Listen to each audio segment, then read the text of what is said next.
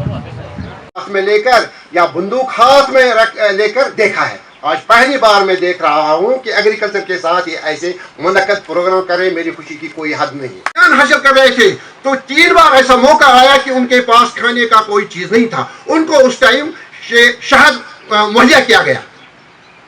क्या है हमारे लिए, ये कौन से रिसोर्सेज है हमारे लिए। इसलिए हम ये नहीं कहेंगे कि ये पिछले 50 साल से 100 साल से 1000 साल से नहीं, उससे पहले से यहाँ कश्मीर में इसकी प्रोडक्शन हो रही थी। और इस चीज का सबूत के तैयार होने के साथ साथ मौसम की बदौलत नहर बंद किया जाने यानी सील लगाती है। वैनम दौरान जदीद तहकीकात यानी माजून बनाकर मक्खियाँ तैयार करती है। गरज मधुमक्खियों का निज़ाम देखकर इंसान की अकल दंग रह जाती है। शुमार करते हैं यानी घी दूध, चीनी, पनीरी दूध के साथ साथ शहद का शुमार भी करते हैं। और हिंदू मत में बच्चे के वो आज किसी कारण से अपनी किसी अर्जेंट मीटिंग के कारण वो इसमें शामिल नहीं हो पा रहे हैं। ये सारी सोच उनकी थी, उन्हीं की थ्योरी थी, उन्हीं ने हम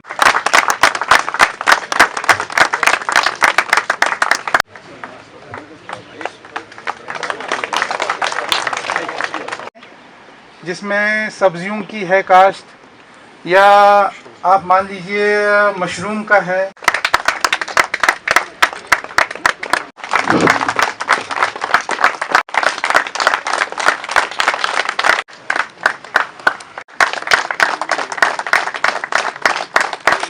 हो रही है सिविल एडमिनिस्ट्रेशन और पुलिस फोर्स या मान लीजिए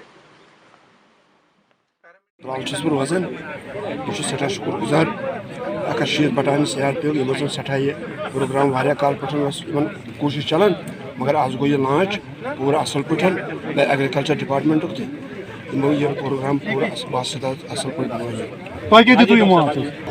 पे सर्टिफिकेट CRPF हमेशा यहाँ के आम लोगों से जुड़ने और युवाओं से जुड़ने का काम की है और उनके बेहतर कल के लिए प्रयास किया है।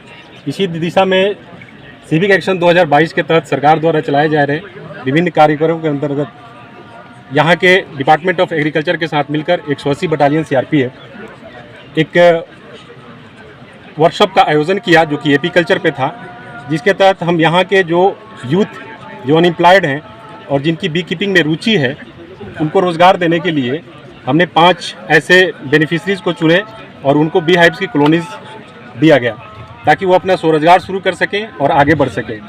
जहाँ तक मैंने देखा है कि यहाँ पे तराल में यहाँ का जो मौसम और जो संसाधन है वो बी कीपिंग के लिए काफ़ी अनुकूल है और बाहर से लोग आकर के यहाँ पे बी कीपिंग करते हैं।